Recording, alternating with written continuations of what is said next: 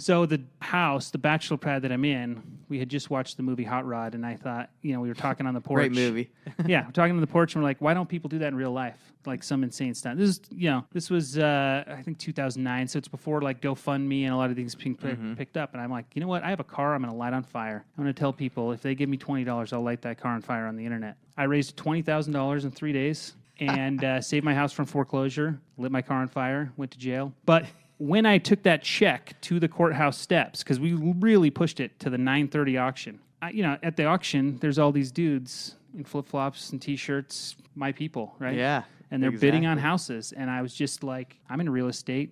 These are my people. So, like, that whole experience actually is what kind of picked me up and got me to really learn about house flipping, because I had just kind of stumbled through it. Never had a mentor, in those early days. Never went to a RIA meeting. Never did. Just kind of self-taught, just kind of figuring it out on my own. And when I saw those guys there, I just decided I'm going to make myself a part of this.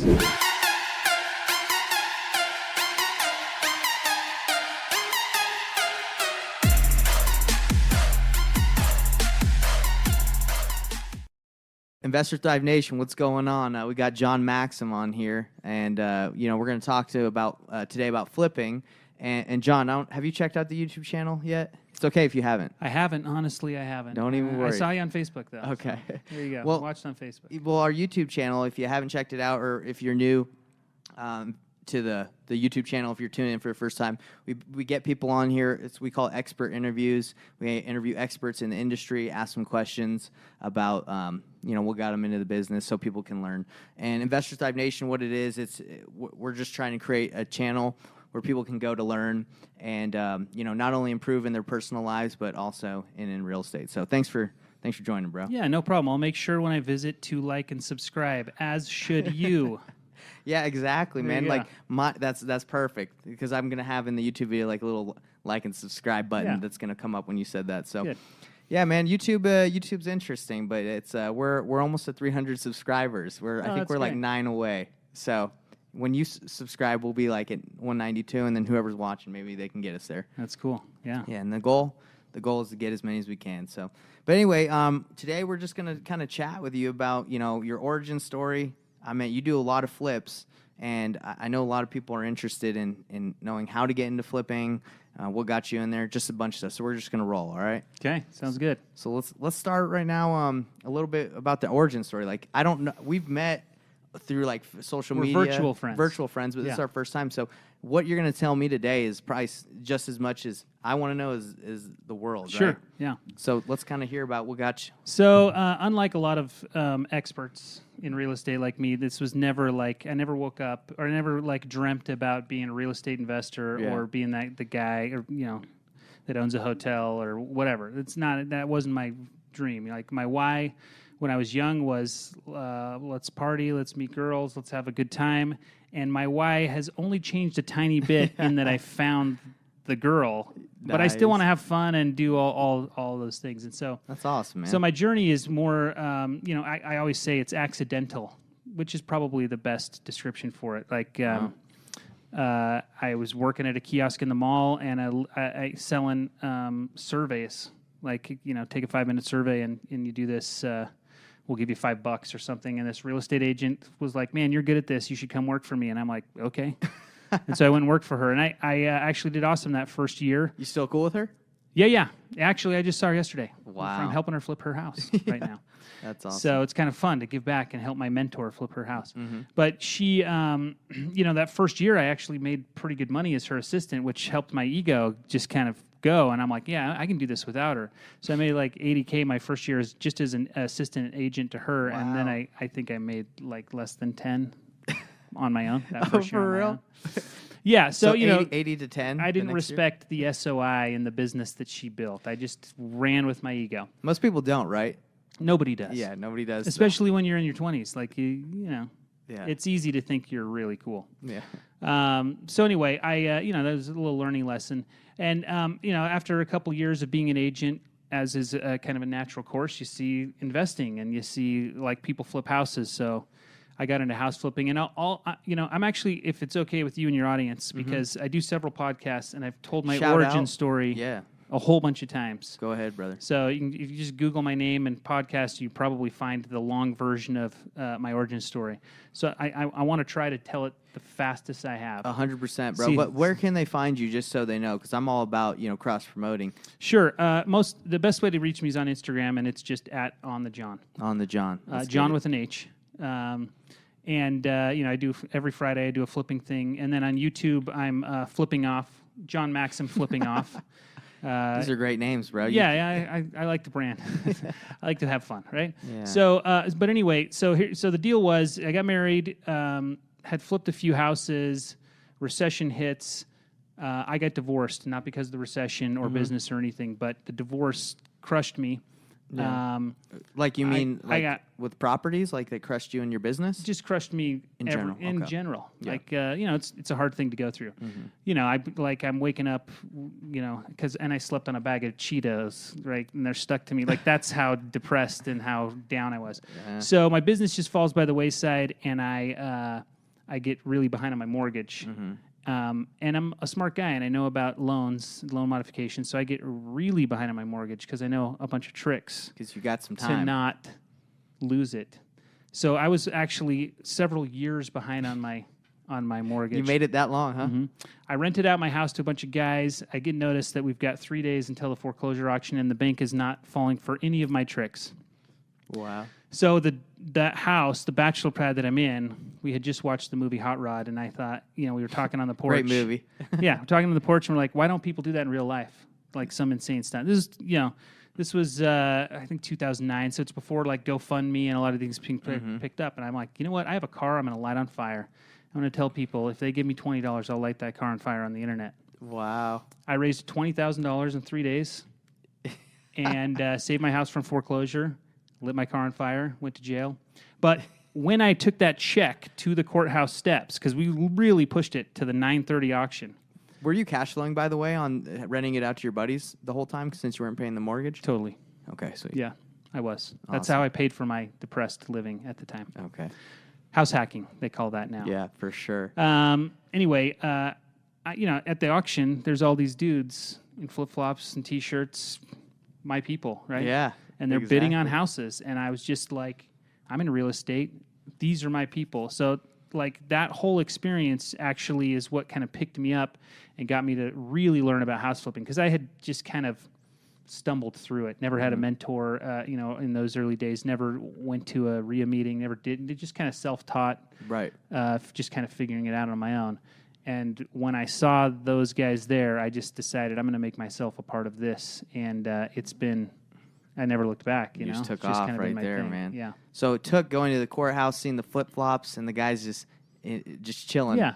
And you're Just like, hey. realizing that's a culture that I kind of want to be a part of. You know, they're doing business, but they're doing it on their own terms. You know? Did you very, find- very punk rock, which is what I loved about it. Did you feel like is that real, or was that just like imaginative when you saw it? Like, is that really like your people? Do they exist, but they're just like doing it on their own terms? And Oh, absolutely. okay, House flipping, honestly, I think is one of the last like punk rock things out there. Like stick it to the man. I'm not doing your thing. I'm not going to college. I'm not doing this. I'm going to go out and I'm going to make my own way. Yeah. And a lot, you hear everyone loves to post about how all billionaires and millionaires start or make it in real estate. And it's true. Like it's just really that's the way to do it. they do their own thing. Yeah. Huh? And even if you're the guy that wears the suit every day and does your but you get to be yourself. And, Right. And being yourself does not affect at all how you get compensated. Whereas, in the corporate world, it does. It can. Yeah, And for so, sure. So yeah, absolutely. Good question. Like that really is. They're my people. Yeah, I was just wondering because sometimes people might see that and then get into it and then be like, "Hey, that's not how it is," but that's how you found. And by the way, I started dressing up nice because I saw Jordan. I don't know if you know who Jordan Peterson is. Oh yeah, I love Jordan I'm Peterson. gonna go see him tomorrow. He's talking here in Salt Lake, so I'm gonna go see him. And he said he made a video about like dressing up, so I was like, I'm gonna give that a shot. I've actually seen that one. You've seen it? I felt seen and attacked at the same time. But I love Jordan Peterson. But the truth is, like, It's whatever you do feel. what makes you happy, Yeah, man. Exactly. And if Jordan exactly. Peterson feels like a better person because he's wearing a three-piece. $700 three-piece, like, good for him. I want to be in shorts and flip-flops. Yeah, and man. I feel like the I've king done- of the world. I've done both, and I do feel dressing up like, man, you feel like you're, at least for me, like when I get to the office, I'm like, all right, I'm feeling like he says, a little bit more zoned in. But I get it. I know. I'm one of those man boys, and I have a set of V-neck T-shirts. If I really want to dress up, that's me. Like really going to the nines, and I feel a little better. I do. I'm sure when you get that thing on, people are like, "What's going on Who's today?" This guy? Yeah. Or maybe like, "What is something special going on?" Yeah. What's the occasion? What's the occasion for John to wear the V-neck? Right. That's awesome, man. Well, would you say that's so? Since that experience, you've just taken off, right?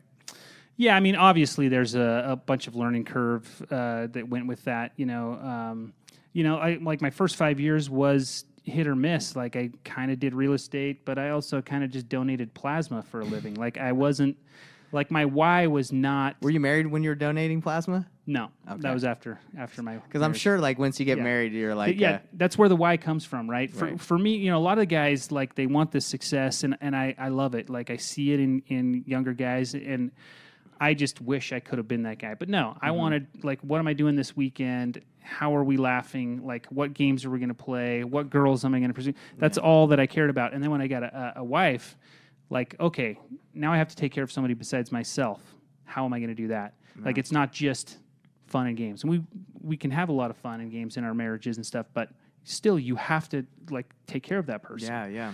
And then when you get kids, that's when it for me, like the first time I had, a kid, like it just changes everything. Like the why becomes an absolute thing that you have to pursue because you never cared about something so much in your whole life. And all of a sudden you're like, oh crap, just like not doing anything on a Friday night is not going to cut it anymore. Like it's just like, so anyway, yeah. So it really, that kind of happened. And then shortly after, in fact, at the time, my girlfriend was there videotaping me burning my car on fire, and we got married. You in it? Like shortly after. I mean, I almost blew myself up. There's some cool. I mean, if people Google my name and car fire, you'll find videos and pictures of it online. Wow. I did almost die. It was because gasoline doesn't burn; it explodes. So. And did you know that before you lit on fire? I remember hearing that in the Boy Scouts a lot, but I don't know that I respected it. Whether or not I knew it, I didn't. We've seen it all in the videos and like the movies, right? Yeah. But we didn't. I wouldn't think that either, right? But so it exploded. Oh, totally. The crazy thing is, the car started like it was turned off. The key was in my hand. The thing's burning, like, and all of a sudden, it starts, and then it died. But it was crazy. The car started without you turning it on, or it was fully in flames, and the fire was able to get the engine to turn over. It was crazy. Gosh. What kind of car was it? It was a '94 Ford Escort station wagon. Okay, so the beauty.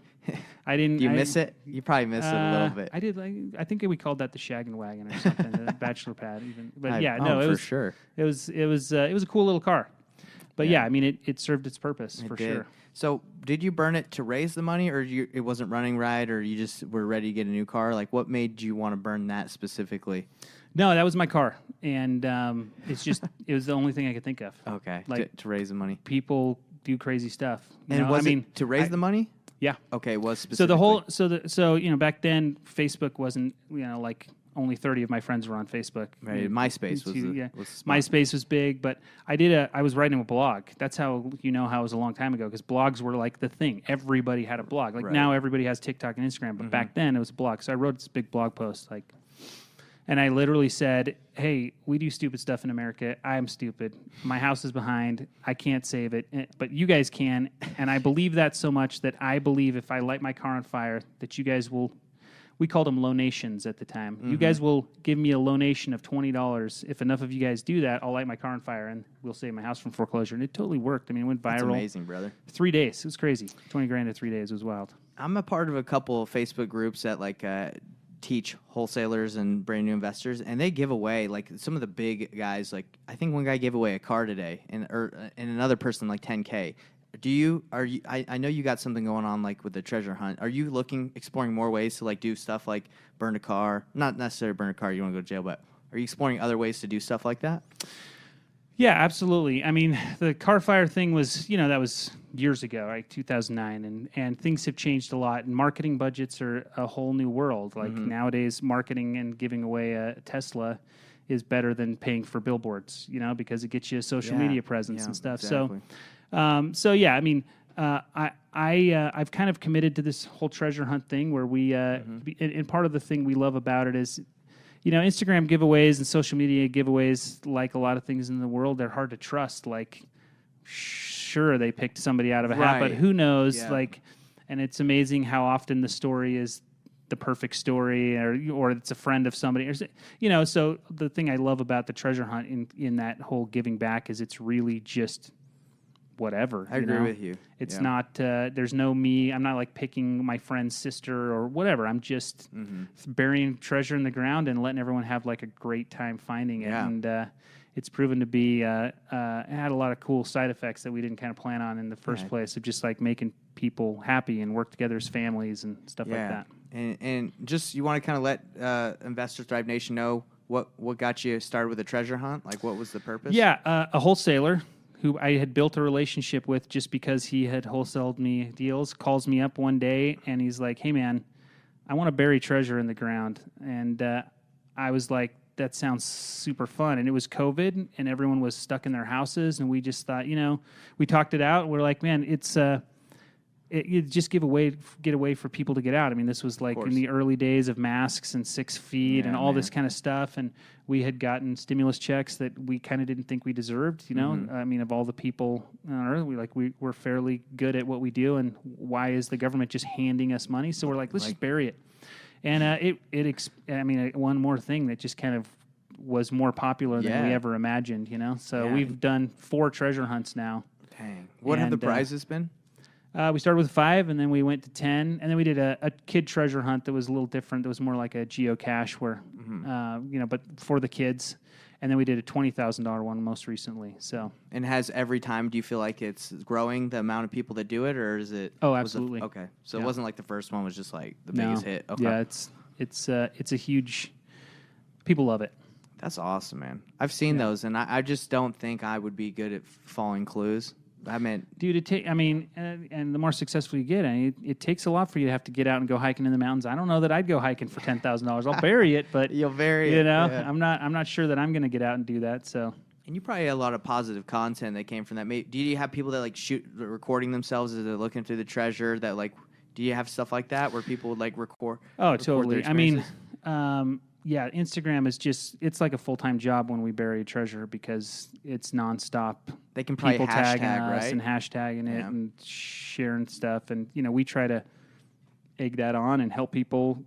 We've built relationships with this whole community now of treasure hunters and stuff. So it's turned into a really fun. The real question I have for you, sorry to interrupt. The real question is, do you get any deals from it? I've gotten deals from social media a lot. I haven't gotten any deals from the treasure hunting. I bet you will. That I know of. But at some point that's going to happen because, I do have, probably 25% of my followers all comes from treasure hunt stuff. Yeah. And one of these days, one of them's going to want to invest with me or 100%. send me a deal or whatever. It's weird how it works like that, right? Yeah. Like, hey, you met someone through this avenue, which is completely unrelated, but they're like, hey, I got a fourplex and Vernal or whatever. No, totally. And from my Instagram, people are amazed. Like, I've gotten a whole bunch of new private lenders, and last year, like I think I told you, we did 86 deals in 2021, and 8 of those deals came straight from Instagram leads. Just amazing. Literally from people that think it's funny when I post a hoarder house. How does that feel, man? Does that feel awesome getting deals from just social media where it's... Yeah, it feels good, but the pressure's on because then I'm like, oh, I actually have to do this social media stuff. It's not just like for fun. And then all of a sudden I'm like, I got to do Flipping Friday again today because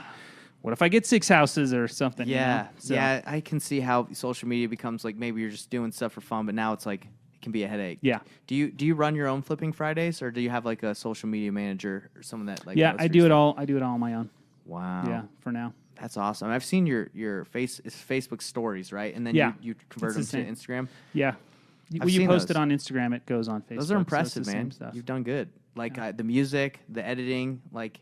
I have a film background. I went to actually Slick for film back in the early days. So. Not specifically for your stories, but no, okay. but then it helped when I finally started doing stories because this was ages ago. Yours are impressive. I think I've seen like different like stickers. I don't know what you call them, but like different effects in there. Yeah, I love the special effects. I like to make it cinematic. It's because good. if people are going to spend, dude, one thing that Instagram taught me that I never imagined is how boring 15 seconds can be. Yeah. 15 seconds can be so boring, right? Like, it's amazing. And so if people are going to watch me, I really want them to be rewarded with something that's not boring. That's that's my main focus is, okay, I want this to be a cinematic. I want it to be experience. I want to throw the music in and the stickers. I'm not just going to sit there and chit-chat and talk. And yeah, like the hey, this is John, like you're kind of over that. You want to give them something juicier. Yeah, I want to, I mean, I did that for a while, and they're over it, you know? Yeah, they want. Plus, that's precious time. I always tease my peers who are trying to get into social media that do the, hey, guys, it's me. Like, you just lost 3 of your 15 seconds just doing that. They're already watching you. You don't need to introduce yourself every time. You know, like, there's just little things like that. Hey, man, thank you for that. Yeah, you're welcome. Hey, guys, it's me. Like, don't. I go, hey, this is Real Estate Nate. Yeah. I mean, that's okay. So on Flipping Friday, I do that on the first one only. Okay. But then the rest, it's, you know, kind of a thing. Yeah, I got a green screen because I think green screens can be pretty funny. They're so fun. Yeah. I do some green screen stuff. Green screens are great. Yeah. So you got to have fun with it. I feel like, you know, there's so much information out there that unless you got like a little edge to it, or, I mean, anyone can, even if they don't do wholesaling, fix and flip, they can act like they do. You know how it is. And they do. Yeah, they do it. They do. A lot of factors out there. Yeah. The internet is not real, people. Yeah. Factors, is that what you call them? Actors. A lot of actors. Oh, but like fake actors? Oh, factors. Sure, I like that. I think you said factors, right? I didn't, not on purpose, but I'll trademark it if you want. Yeah. I like that, factors. Yeah.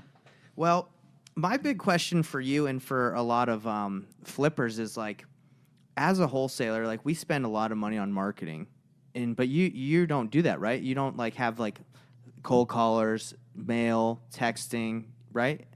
Right. I mean, I've had a long career, and I tend to kind of go where the market goes, or I try to pivot. I try to like find out where deals are coming from. And right now, I mean, we did over 40 wholesales in 2021, and I didn't pay a lick of marketing, unless you count the time I spent on Instagram. Which is amazing. Yeah, right? That's amazing. And one of my favorite things to do is to wholesale a wholesale. I love, and they get fired up about that. My wholesalers get fired up about it. Yeah, I saw a conversation that, and I laughed at that. Some new wholesalers can really take that hard, and even now there's some wholesalers that like, we don't allow daisy chaining and blah blah blah blah blah. Do something about it. We all grow up. We're all grown ups, and like, if I can sell a deal that you can't, I mean, it doesn't matter. Like, a lot of them think, oh, you took money off from me. Because if you sold it for $10,000 more than I sold it to you, I could have sold it for that. But bro, that's the exact same thing you're doing with the fact seller. That like, a wholesaler it's kind of funny, bro. They won't last, in my opinion. They won't unless they grow. Which the wholesaler you're talking about, which people can find on my Instagram, that story. I don't know who it was. I think he's grown. Okay, so it was an emotional. Put him in his place. It was an emotional time, but now he's still in the business. We still work together. You know, I don't let people know who he is, but he has grown, and you know, we all do. To get upset about someone making money when you made money, that's like so stupid. It's so stupid. Because even like you run into the flippers, they're like, oh, I only let wholesalers that bring me make this much. I'm like, we can't work together, bro, because I don't care how much you make. You shouldn't care how much I make. Yeah. And then wholesalers that care if you wholesale it, you just didn't. You accepted the offer, right? Yeah. So it's fun. So you know, with me, I mean, I've been wholesaling since before wholesaling was a word, let's right? Talk about that. And even some of the big wholesalers here in Utah that I'm friends with, you know, like Andy McFarland and Matt Oviatt, like, I got to see how the recession hit them, and how wholesaling works in a down market, which a lot of wholesalers now don't even really know what that looks like, you know. And so, you know, my system is much different and not as easily replicatable because it's based almost completely on my reputation in my market, where I have a very short list of guys who I know are buying, who know me, who know that I know what I'm doing, and I send a 3-line text which says purchase price, which is the price I'm offering it to them for, estimated ARV, which is what I think it would cost me to do it. I'm sorry, estimated rehab, and ARV. That's it. Oh, and the address. So 4-line text. Text. Those things. Email too, or just text? Just a text. Okay. I don't send them pictures. I don't send them videos. if they're interested, I let them, figure out how to get them into the property or whatever. And then I just say, take it or leave it, man. And if you don't want it, I'll send it to some other guys. I usually give them 48 hours or something. You got 4 minutes. And and I let everybody know, like up front, like this is how I wholesale. And then if they, if I send you 2 or 3 and you don't buy them, then I usually take you off the list. Just because I don't, when I get a deal, it's a deal. Mm-hmm. And I know that if they don't buy it, I'm just gonna take it down. Yeah. Which gives me so much arrogant power, I guess you could say. Yeah, it's like hey, it's just I like don't whatever, need you. Whatever, man. You want it? This is a good deal. Take it. And if you don't, this is not a good deal. I mean, there's plenty of reasons why I'll wholesale. Maybe I can get a great amount of money. Maybe I'm pretty overextended on my crews and guys flipping houses and stuff. Mm-hmm. Maybe it's the headache to profit ratio is a little too low for me, but I still know that there's money there. And there's newer guys who headache to profit ratio isn't as big of a deal to new guys, right? They're willing to take it on if I send it to them and they know that it's a deal for me. So, I of my 40 wholesales, probably 10 or 15 of them were other wholesalers' deals that I just kept up and then turned around and marked it up. We call it JVing, but JVing is like you tell them, right? But you're basically just like, yeah, I'll buy it, and then you just wholesale it, right? Mm-hmm. And it doesn't matter because you fulfill your end of the agreement. Yeah. That's awesome, man. So that's, would you say 10 to 15? Where would you say the other ones are coming from? Is it from lists, the MLS? I do a little bit of marketing here and there. Just kind of, like I said, depending, like right now I think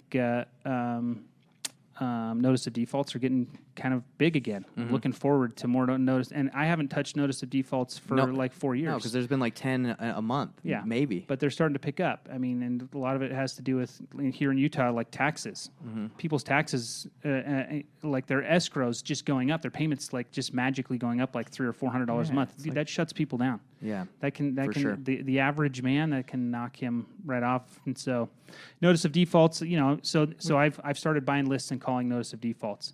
You yourself calling them, or do you have a guy? Or I have 2 avenues. I have somebody that I'm training, that's going to come work for me, probably doing acquisitions as I see the market kind of turning more towards me wanting to actually call on some of these and do some of that work. Where most of the time I'm happy to let the wholesalers do it with all the marketing that they spend. But and then I also have somebody who has a company where they'll call, if I provide them the list, they'll do the calling. Is it Dave? And then provide, Dave Klein. Okay. He's got his cold callers in Peru, wherever they're doing it. Yep.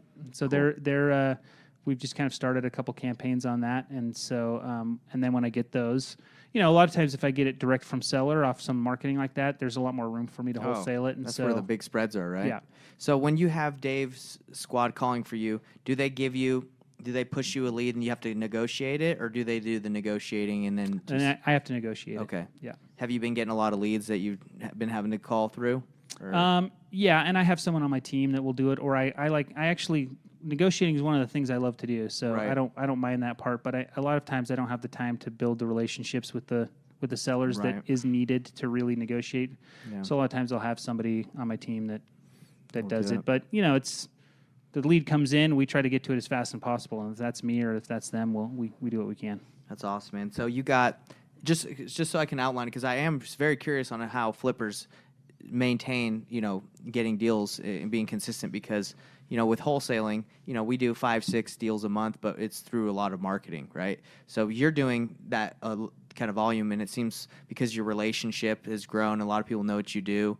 But you said you make on-market offers to listed properties as well? Absolutely. Okay. Yeah. Do you have an agent dedicated to making those offers for you, or are you making those? I usually make those on the MLS. There's, especially now where there's just not the inventory. Mm-hmm. If I see a deal I like, I call, because I can out negotiate most people with other agents too. And I'm a licensed broker and agent as well. So I do. I mean, I'm happy. I love agents, and that's another avenue that I'll use. But straight to the MLS, I usually do it myself. Okay. So you got MLS, you got lists. Do you check all the blasts that come out every day from the wholesalers that you're on? Or? Yeah, I actually have a VA that that I've taught how to run numbers my way on that. Mm-hmm. Who just has a spreadsheet, and so then I look at the spreadsheet and it's color coded, and if it's the right color, then I call the wholesaler and make an offer, and if it's the wrong color, I don't even pay attention to it. Gotcha. Pretty much. How many do you make offers on that are they're asking too high, but you're like, hey, you know what? I think they're just trying to be greedy. Let me just give a shot anyway. Do you do that a lot? I do that a lot. In fact, I have a pretty good reputation for doing that. Yeah. Because I mean, how many? And it works great. Yeah, wholesalers. Dude, I've seen some of these deals. I'm like, that is not a deal at all. And I'm sure you guys are trying to get, $60K over what you even got it under contract for, because you're trying to be. I don't know what you're trying to do, but it's not a deal. But making that offer is important because relationships is everything in real estate. Everything. And relationships with wholesalers is everything, even if they're dumb, even if they're greedy. Like, that relationship's important. So I like to call them and say, hey, man, because I want to get to know them. And if they know that I'm making them an offer, even if they get offended or whatever, and I do that over and over again, I get to know those guys. And the truth is, I mean, I know like Tom Kroll and them and a lot of the wholesaling educators teach, like, do not be friends with your cash buyers or you end up working for them, which is cool. Yeah. I totally get the reasoning. But I get more deals by the wholesalers who I know them, I know about their family. And I mean, it's the exact same thing that you guys teach to do with sellers. Dude, it's like, you just get to know them. Yeah. And you build that relationship, and maybe it takes 6 months or a year, but then wholesalers start giving me deals. And when they can't sell one, they call me and they're like, dude, I can't help. I can't sell this deal. What would you pay for it? And I Yep. give them a number and they sell it to me, and so it just doesn't do anything to, a lot of flippers will be like, screw that guy. He doesn't know what he's talking about. Or these greedy wholesalers, they blah, blah, blah, blah. That's right. It's not, I mean, that's not how anything works. So No, why would it work with that? I mean, that's how sellers are, right? They want as much as they get. Everybody Right. does. Everybody does, right? We all do. So you got to just talk to them about Yeah. it. Because I've been thinking, like, as a wholesaler, I think there's so much power in being the buyer and letting people know you buy, right? Because then you get the reputation. But not a lot of people. I mean, some people do. Like, they'll reach out to Brian and be like, "Hey, can you help me move this?" But you, I mean, been in the business for a while, and you getting a lot of deals just from being known as the guy, right? Yeah. Do you feel like that's had a lot of success and power by being like, "Hey, I buy," instead of like, "I'm just a wholesaler"? Yeah, I mean, and that's how most wholesalers market themselves. And so they, I mean, to motivated sellers, it's kind of the same thing, Yeah. right? But in the network that I work in, and I'm mostly local. We talked about you do a lot of stuff outside, and I think that's cool. Right. But in the network that I'm in, mostly local, like it goes a long way. I think not so. only being the guy that does a lot of it, but dude, I love to get on Facebook and joke around and be like, constantly on Facebook, almost every day. Somebody's like, I'm getting into wholesaling. I want to build my cash buyers list every day, right? Every day. In fact, there was a while when I was blasting emails out, and all I did was go on Facebook and just search cash buyer, and I just took every email, which I'm sure a bunch of people did. Yeah, of I didn't even course. have to make the post, right? But I love to get on there and say, here's my email, and by the way, I pay more than everybody else here.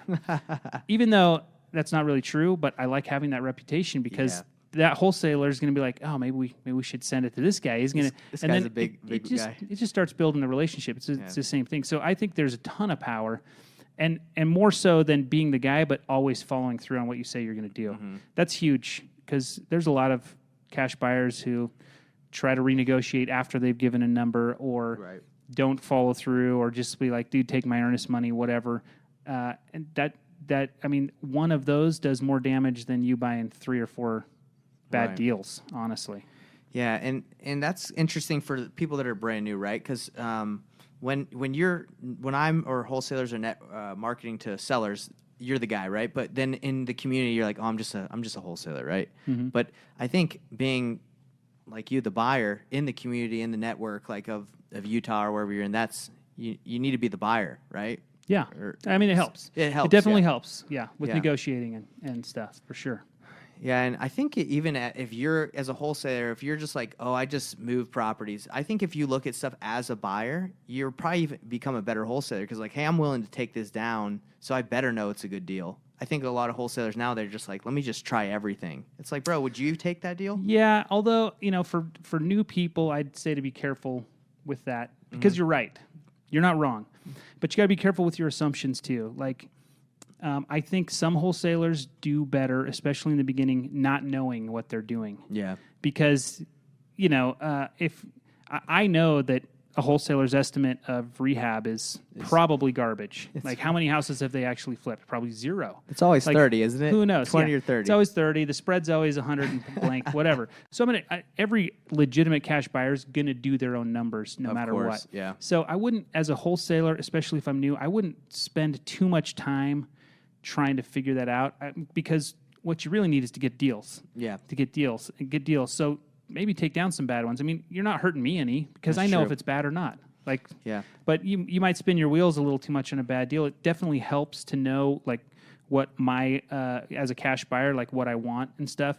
But when you're first starting out, I would be careful, because wholesalers get into the same thing as flippers, analysis paralysis, where they're very true. They're just gonna sit there like, oh well, how much is the rehab really gonna be? And this guy's telling me it's 60, and this guy, who cares? Who cares what they're telling you? Just freaking sell a deal. Yeah. And do you feel like if they are just trying stuff, do you feel like that would well, let me just go back. When we're wholesaling nationwide, sometimes we don't know a market very well, and the numbers will make sense for us here in Utah, but maybe they need a bigger spread in Missouri because Missouri, properties aren't as nice. They probably cost more, and so when you send that out to a buyer, do you have a lot of guys that are like, "Hey, what price do I need it at?" And do you help those like noobs? Sorry, it's kind of a bad way to word the question, but do you have a lot of new wholesalers ask you for your advice and you give them your time where you explain to them like what would make a deal? Yeah, for sure. And I'm happy to share with them. And I think for the most part, most people are. I mean, like I said, some cash buyers get a chip on their shoulder because I can't believe that guy made $50,000 wholesale fee, whatever. But for the most part, I think those of us that are mature about it, are happy to help. And I do. I think wholesalers should definitely be learning, but they don't want to be like they don't want to get trapped in the box of like having to have accurate information at the same time. Like I don't think there's anything wrong with a wholesaler getting it under contract for what they can get it under contract for and trying to make 10 to 20 grand on it. Because I mean, I know you guys are working on lists of 15 to 30,000 people or more. Like who knows? And you never know, like assuming things can really burn you. And so, the more we learn, I mean, obviously now I'm at a point where I wholesale with a 4-line text, right? Yeah. But that's because of all the experience backing me. So I don't have to worry about what my deal is or anything like that. But in the beginning, man, I made a lot of, I was wholesaling all kinds of crazy crap, and sometimes it wasn't working, and then I would learn, and you learn. So I'd say it's better to learn and mess up than not learn at all. So I guess the advice for new people in Investor Drive Nation is if you have a deal and you're not exactly sure, talk to the cash buyer and be like, hey, if it doesn't work, can you kind of fill me in and maybe make that relationship? Because, I mean, it sounds like you'd be willing to help. Absolutely. And I'm sure there's a lot of cash buyers. But don't be afraid to just blast it out either. If you can't get any cash buyers to give you advice, just blast that thing out and see what happens, man. Like, what's the worst? Like, I'm going to call you and be like, you're an idiot? Like, who cares? Yeah, you're right. It's true. So what's your opinion on the trajectory of the real estate market, not only here in Utah, but in general? Do you think we're going to start getting a lot more inventory? We're going to see a lot more pre-foreclosures coming? Like, what's your vision of what's going to happen this year? I think this year in Utah is probably going to be fine.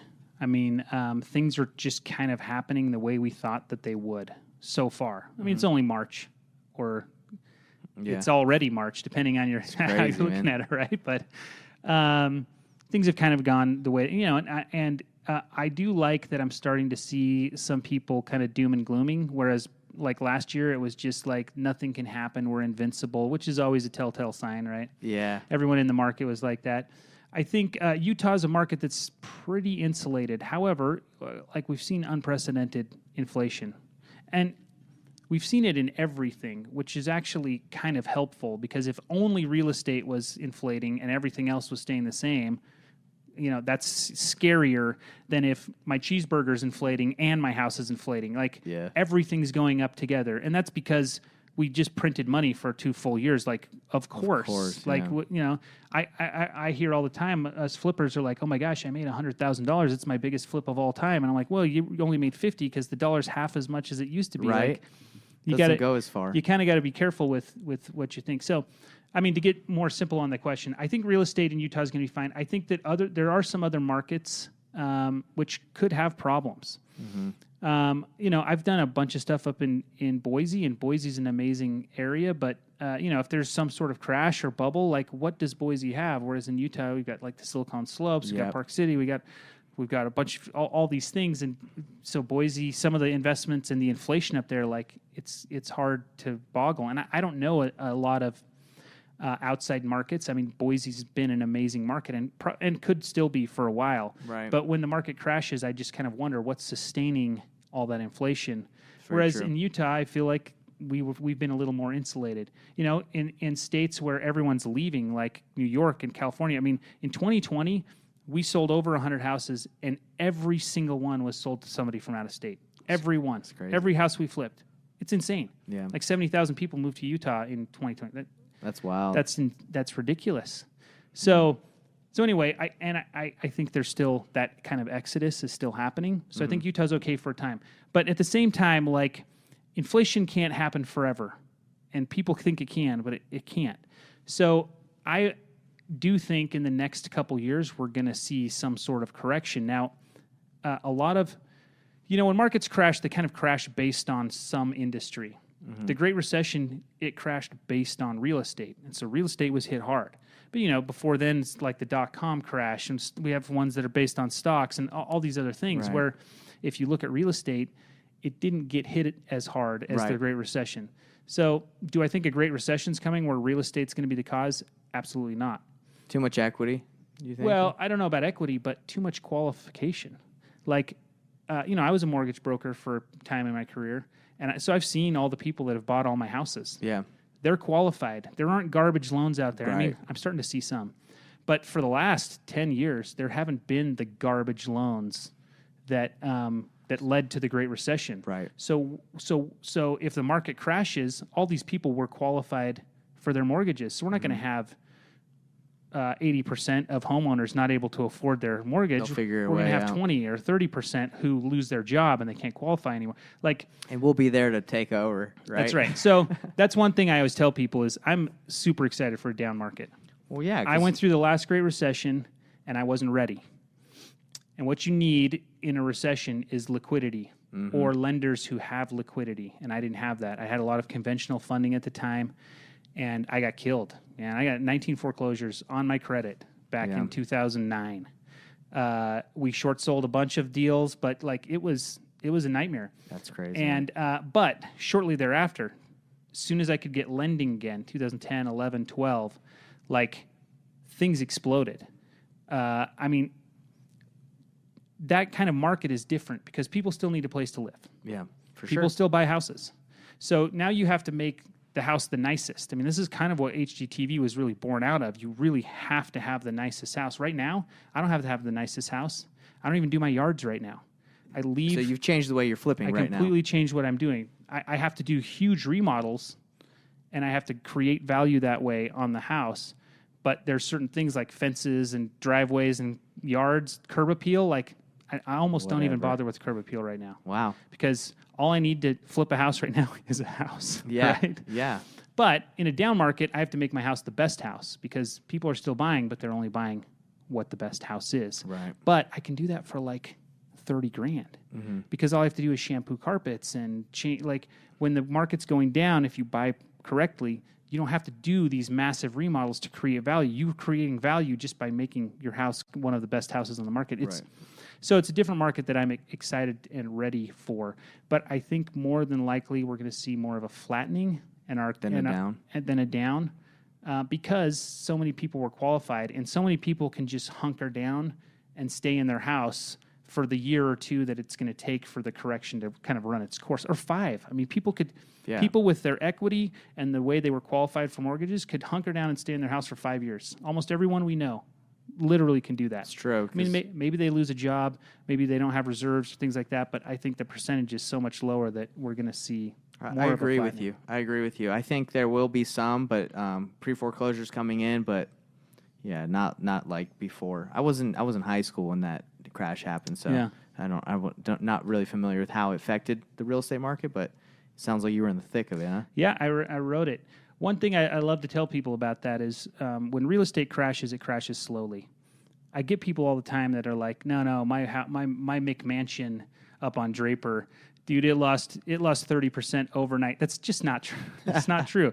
Like real estate's a slow moving machine. I mean, just the time it, like with stocks and things can get sold like this. For sure. With real estate, it takes you 45 days in escrow. Like things don't move that fast. And so when the market went way down, it took like 3 years before it hit that bottom that everyone talks about. Yeah. So you have, and if you're in real estate every day, we had like a 6-month head start where we knew it was crashing before it ever hit CNN.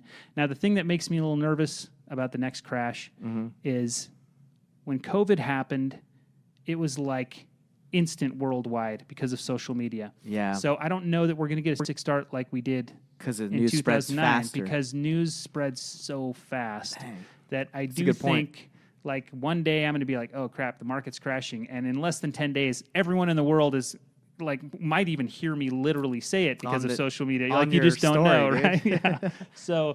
So I do think we need to be prepared for things to move faster than they did the last time around. But at the same time, like real estate doesn't crash like other markets because of the way we buy and sell it. Interesting. Okay. Well, man, you've given us a lot of gold nuggets today. Too much. Man. Sorry, man. No, it's been great. You get me going, I'll talk forever. No, this is great because everything I'm asking you is stuff that I'm interested in, and I feel like if it helps me in my business, it's going to help everybody. You know. Yeah. So let's end with just one thing because this is I did a poll on my Facebook group. I don't know if you're a part of my Facebook group. Are you? I think I am. I don't know that I'm on it very much. Yeah. But I think I am. No worries. My goal on my Facebook group is to teach everyone how to wholesale for free. Like that's my goal because what I understand from doing this for so long is you can give everything. You can give the whole book to someone, and they still have to go through the trials and errors and ask questions. So my goal is let me teach it to you as much as I can. And if you want to talk to me, ask me questions, or sign up for a program, go ahead. But let me just give it to you. Good message. Yeah. So in my Facebook group, I asked a question, what is the biggest struggle most people are struggling with now? Most wholesalers, real estate investors in it, and they say it's finding motivated sellers, right? Or finding good leads. So what would you recommend for someone that's like, new or struggling with that? You got 42. How many deals did you say you did last year? 86. 86. So that's a lot. That's a lot. And I'm sure somebody would be happy with 10. So today, if they could take one action, what would you say for anyone that's wholesaling or trying to be a flipper to get deals, motivated deals? I would say you need to kind of expand where you're searching. Like one trap a lot of us get into is we go on YouTube and we say how to find houses. I mean, I even do it when I buy my list. I just type into YouTube hottest lists on PropStream, right? Right. And whatever some guy says, I'm like, cool, I'm going to do that because I don't have time to figure it out myself. I'm not tracking it. I'm a low level list buyer, right? Yeah. So, but the thing is, like, people get kind of caught up. Like, okay, well, I have to do it this way. Well, that's when in my career, I've found that I find deals like. We call it deal flow, and I like to think of like a river flowing, right? And every river has tributaries that fill it up. Like the river is the deals, but what am I doing to kind of get my river full? Well, one of those things that I got to do is MLS. Like, are you looking on the MLS as a wholesaler? I don't know if Most you are. wholesalers do not. Most wholesalers do not. You can make a lot of money. Clay and Brian, man, they love talking about some of those deals. They just pull right off the MLS and sell. and people say you can't do that because the cash buyer is going to get on there and see that it was listed and that you're marking it up. Who cares? If I'm the cash buyer, I'm like, well, is it a deal or not? Right. You don't care where it came from. So then there's agents. Like, are you talking to agents? Let agents bring you deals. I love working with agents because it's an army of people that are out in real estate every day. Mm-hmm. So I'm calling agents, I'm training agents, I'm talking to agents about what I'm looking for. Every time I see somebody like, I'm a new agent, I'm like, I'm your first client. I will buy every house you can find for me. Here's my criteria. There's online auction systems, hubzoo.com, auction.com. I've found so many houses on there. It's insane. Really? And I talk to people who are my peers in the industry, and they don't even know what they are. Yeah. Like, look on those. Mm-hmm. See if they have houses on your market. Learn how that works, Auctions, notice of default. Like, every one of these is a different thing. And then get creative. I bought a house off eBay once in Tooele. Bought a house on eBay. Like, I was just like, I wonder if people sell houses on eBay. Next thing I know, I'm buying a house on eBay. That's crazy, man. Like, what are you doing to kind of figure out other ways to buy? The IRS sells homes. What's it called? The DEA. They have an auction system. That's crazy. Where they steal homes from drug dealers and then they auction them off. Like, there's so many ways to find houses. If you're only doing lists, or you're only if you're having trouble, you need to pivot. Yeah. That's what I've learned. So when I was tracking, like I told you, you get to a point where you stop counting, right? Mm-hmm. When I was tracking, 80% of my deals come from the MLS. I'm going to work the MLS. As soon as that dries up, what do I need to go find? Let's go to the auction sites. Let's go down to the courthouse steps. Maybe that's where the deals are. Let's look at wholesalers. 2017 to 2019, I bought almost every deal from wholesalers because you guys had great deals. I didn't have to do any work. Perfect. I only have one deal from a wholesaler right now. Mm-hmm. And most of the ones I pick up, I end up wholesaling to somebody else, right? So it's just the market's changed. Like the wholesalers, either they got greedy or the deals just aren't there anymore. So I can see why a lot of them are like, I can't find any deals because you need to pivot and nurture a different part of your river. And what I try to do is every day I do a different finding tool for an hour. I have 1 hour every day that all I do is find. It's in my calendar, and I'm like, okay, and what am I doing? Morning, afternoon? Do you? I move it around a little bit, but most of the time it's right before lunch. Okay. Because sometimes I do cancel it. But, sometimes I do cancel it, but maybe it's Zillow for sale by owners, which I've had great success with. That's amazing. In the early days of Homey, it was so easy to buy a deal off Homey because the agents don't know what they're doing either. And turn around and sell it. Just be creative and find ways to and pivot because the market's changing and it's not always going to be lists. Yeah. That's not always going to be the best way to find deals. Well, that answer is exactly what I was looking for because most wholesalers that learn from a coaching program or just from YouTube, it's like the generic pull list, text it, mail it, cold call it, blast it. Those lists are getting destroyed. Right? Yeah. They're by everybody. I'm buying them. You're buying them. We probably called the same people today. Exactly. Right? And I think thinking outside the box, for sale by owners, MLS, I think wholesalers think agents are almost your enemy, right? They're like, oh, they don't, if they knew I was a wholesaler like me, no, you can be. You can tell them you're a cash buyer just like you tell the sellers. Exactly. It doesn't matter. I know part of the problem is with wholesaling, you want everything to be systemized, right? I get that. Mm-hmm. And the lists is a great systemized thing. And if you got to go make friends with 30 agents, that's a hard thing to systemize. But if you can't find deals and you need deals, you're going to have to try some new things out. And 100%. And I guarantee there's somebody out there that's going to teach an awesome course on how to systemize talking to 40 agents a day. You guys will figure it out. Yeah, you put them in a drip campaign if you're or trying. something like that. They're going to figure it out. And I'll look forward to watching it on YouTube and being like, I used to do that. I just never made a course about it. Yeah, exactly. And, there's so many different ways. We've gotten deals from probate attorneys, from networking. I'm sure you've gotten some deals through since you've, worked with lawyers I used to office before. with a divorce attorney and just get deals. Just he would be like, hey, there's a house flipper here that might make you guys a cash offer on your house right now, And so I just rented an office from them just to be able to get deals off the attorney and stuff. See, that's why I think what you're saying right here is so valuable because, again, wholesalers, they just learned one way, right? And they think that's how they do it. But, look at all the ways you presented that we can get deals. And I guarantee 90% of people watching this have never even tried those. Yeah, there's the funny thing that I love to say because I love movies and stuff like that is, and if you're new, of course you're new. Learn your system, master it, and then move on. But if you're having trouble, you need to grow. And in movies, there's a story arc and there is growth. You can be a one-dimensional character or you can be a three-dimensional character that people care about. And if you're doing the same thing you were doing 2 years ago to find deals, you're not growing. You're the same person. There's no growth. You need to have growth in real estate or you're not going to succeed. You're going to end up fizzling out. Agreed 100% because I've been to so many coaching seminars and learned from so many people, and they teach the one-dimensional pay for paid marketing, wait till leads come in, talk to them. I think that's not the best way to do it. Yes, pay for marketing, but you also got to network, talk to agents, do all those things that you suggested. You do that, then your river's flowing. Yeah. But if you're just waiting on, especially right now with sellers knowing their properties are worth a lot, you come at them with a 50%, 60% offer, they're going to say, no way, So yeah, exactly. Because we sometimes we make them seem dumb, but they're not dumb, and they want money just like the rest of us. But yeah, if a system works, use it and use it and use it and use it. But it's not always going to work. Like Right. I'm changing up what I'm doing at least every 6 months or more. That's awesome. Almost never has 1 year been like the year before it as far as finding deals. Almost never. That's awesome. And so man. I have to pivot. And when I pivot early and aggressively, I always have better years.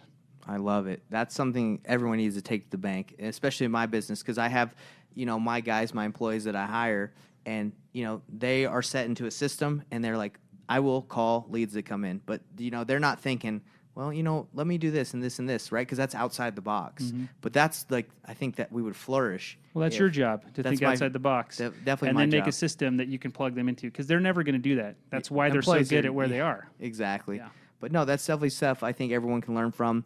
And one last question I have for you before we go, because it's been awesome talking to you. You're a fun guy. I can, you do On the John, you do all this stuff. Do you feel like?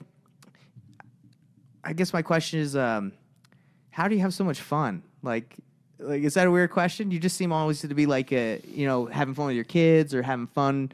Like it. You even told me you chased girls and partied all the time back in the day. Like it. Well, I mean, I think, we get caught up on the wrong things on what's important, right? Like what really is important. Mm-hmm. If you buy a Lamborghini and a private jet and you had to work really hard to get there, and you couldn't have fun doing that, have you achieved something that now you're going to have fun? Probably not. Right. You're probably going to keep like chasing whatever it was you were chasing.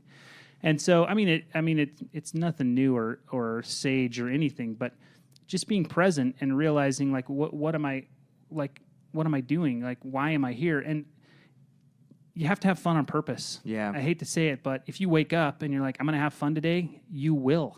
Yeah. Even if it's an awful day, you'll make fun of it more. You'll have jokes. You'll whatever. Like you're good. Like, live life on purpose. And if your purpose is to have fun, it's not not that hard. Like, Yeah. Just like, even if I suck today, I'm going to have a good time.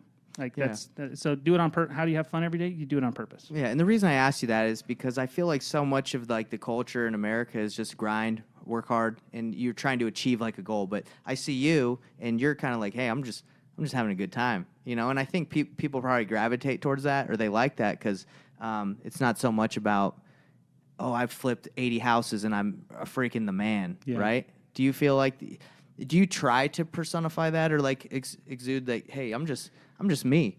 No, Or, I mean, obviously, we all like people who are transparent, and so I do try to be as transparent as possible. Plus, it helps me sleep better at night. I don't do a lot of the education stuff because I have a hard time. I used to teach seminars and do fulfillment. I have a hard time with all the people that aren't going to do what I say, and if they don't do what I say, they won't succeed, and then they blame me for it. And guess what? 95% of the people, 95% of you guys are not going to do what we're saying. I know, But that's man. just life. Yeah. I have a hard time with that. I don't want to do that. So it's so easier you did for me to educate back, and you did do a little bit of and education. I still do a little here and there in certain situations. I have my ride along day where I borrow my sister's van and people just pay me to come with me for 2 days straight. I mean, we're doing one of those coming up in May. But I do a little bit, but I don't like to. And that's just me. I don't like to do, and people that do it, I love it, and it's great. And there's so many successful people who are my friends who have been a product of the education and the seminar systems that I can't say anything bad about it. But it's not my style. Dude, I'll be But honest. It helps me to be more authentic when I'm not trying to sell something to somebody. Agreed. I can just do my thing, and if you like it, you like it. And if you don't, there's plenty of other people that you can follow that are probably your I style. know, man. There's so much stuff. And I've been starting the coaching thing just to help people because I know when I started I needed help. Like I started paying because I paid for speed. I could have probably figured out wholesaling by myself, but I probably would have taken me a long time. So I paid for the speed, and I know the need is out there, but it is very difficult to like know the actions they need to take and be like, I don't know if they're going to do that. I know. And it is kind of hard. People don't take action. People are scared. Most people are. I've been there and you've been there. Mm-hmm. But, you're going to lose money. You're going to fail. And if you're not okay with that, don't pay anyone $40,000 to learn how to not be okay with that because it's not going to work. Yeah, it's like, hey, pay me and I'm going to tell you to take action. Like that's what most coaching is. Like, hey, I'm just going to tell you to get to work. And that's mostly, that's kind of the hard thing to do is like, I'll accept money from you just to tell you to do something you probably won't do. because it's hard.